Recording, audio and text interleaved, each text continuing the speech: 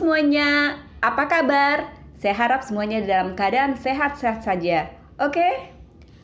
Kalau sebelumnya saya sudah pernah memberikan video tutorial bagaimana cara menjadi host meeting di aplikasi Zoom, kali ini saya akan bagikan video tutorial bagaimana cara menjadi peserta atau partisipan di meeting di aplikasi Zoom.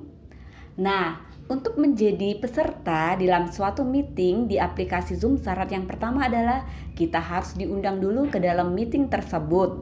Nah, untuk menjadi peserta meeting di aplikasi Zoom tidak perlu sign in. Jadi kita bisa langsung bergabung di suatu meeting tanpa harus sign in ya. Kalau kita tidak mau repot-repot terdaftar di aplikasi Zoom. Nah, tetapi untuk dapat bergabung tadi syaratnya tadi adalah kita sudah mempunyai undangan untuk bisa bergabung di meeting tersebut ya. Nah, undangan tersebut biasanya berisi topik meeting, waktu pelaksanaan meeting, dan link untuk kita bisa bergabung, link meeting ya, terus meeting ID dan password. Nah, jadi ada dua cara yang bisa kita gunakan untuk bisa bergabung di meeting tersebut. Cara yang pertama, kita sangat mudah sekali, kita tinggal klik aja link yang diberikan ya. Kita klik. Nah, setelah kita klik ini ada buka hanya dengan Zoom. Jadi dengan catatan kita sudah mendownload aplikasi Zoom. Nah, yang saya contohkan ini adalah penggunaan aplikasi Zoom di HP ya. Jadi meeting saya oke. Dia langsung terkoneksi untuk bergabung. Nah, kemudian dia muncul please enter your name. Jadi kita harus kasih nama supaya host meetingnya nggak bingung siapa nih yang masuk. Jadi kita harus memberikan nama kita yang sebenarnya supaya waktu host meeting akan menerima siapa saja yang masuk dia tidak bingung. Dia bisa langsung menerima kita ke dalam meeting tersebut. Jadi misalkan nama saya Nina di sini. Klik OK. Nah, begitu saya OK kan langsung akan muncul pengajuan kita bergabung tuh di sana di aplikasinya host. Nah, kita tunggu persetujuan dari host. Ketika persetujuan untuk kita masuk sudah disetujui, otomatis kita langsung terkoneksi dan bergabung di aplikasi Zoom. Nah, ini kita sudah tergabung di maksud saya di meeting tersebut ya. Mudah sekali bukan? Nah, cara yang kedua, kita tinggalkan dulu ini ya, lip. Cara yang kedua tadi mudah. Jadi saya ajarkan ini untuk pemula yang belum pernah menggunakan aplikasi Zoom. Cara yang kedua mudah sekali. Nah, di sini ada join meeting, ya. Nah, kalau bedanya di join meeting ini kita harus ketikkan meeting ID. Jadi, kita tinggal copy paste aja dari undangan tersebut karena di undangan tersebut ada meeting ID-nya. Kita tinggal copy pastekan meeting ID yang telah ada. Oke, kita copy pastekan di sini. Kemudian kita klik join meeting yang warna biru ini.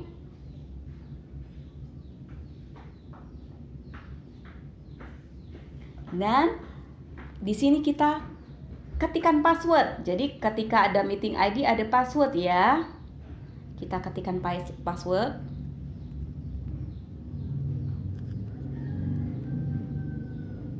Kita klik OK.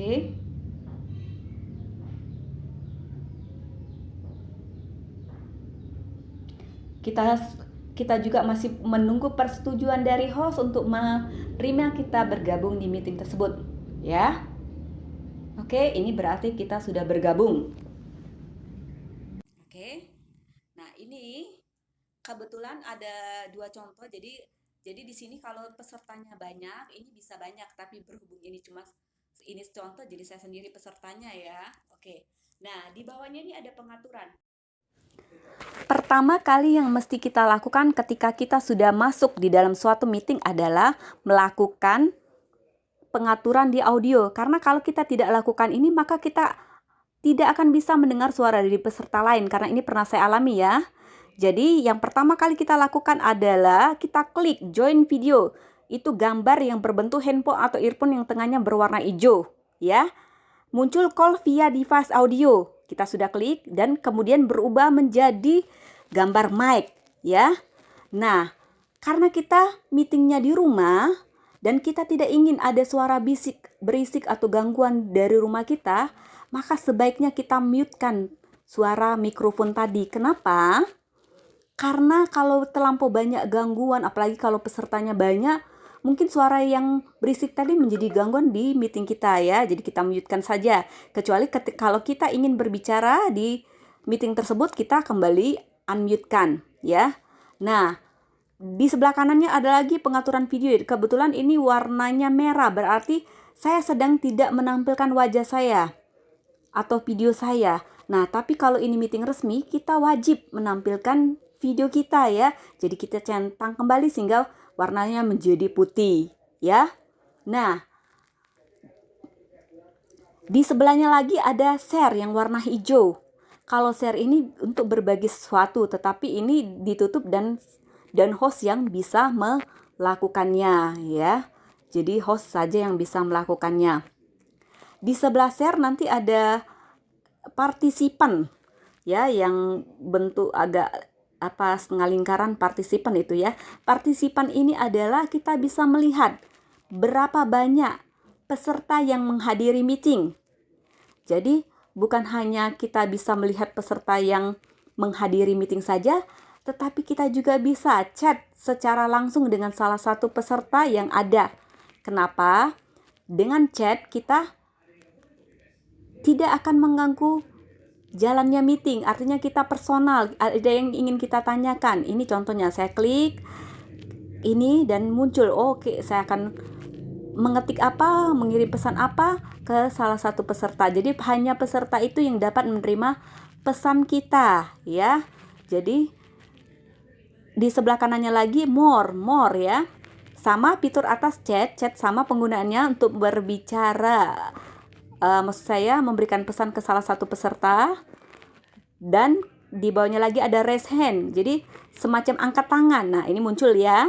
Kalau kita ingin berbicara dan pesertanya banyak supaya kita mendapat perhatian host. Dan host akan melihat kita bahwa kita mungkin sedang ingin berbicara atau bertanya ya. Di bawahnya lagi setelah itu kita bisa lower hand, kita turunkan tangan kita kembali, hilangkan, dan di bawahnya lagi ada hide non video partisipan, hide name when participant join.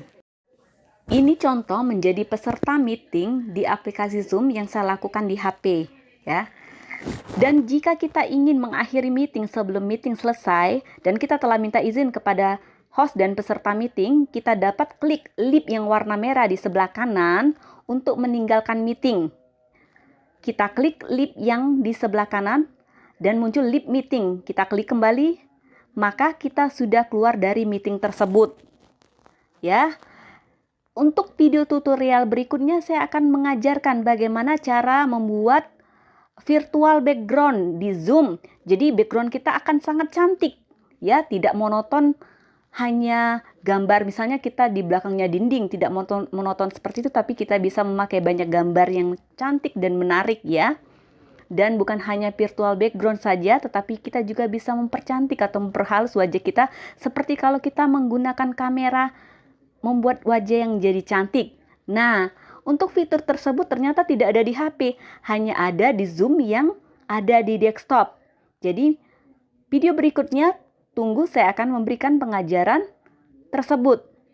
Demikian video tutorial kali ini. Saya harap video saya dapat bermanfaat, apalagi bagi para pemula yang belum sama sekali mengenal Zoom dan baru pertama kali menggunakan Zoom.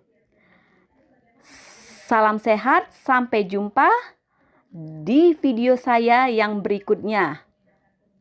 Terima kasih.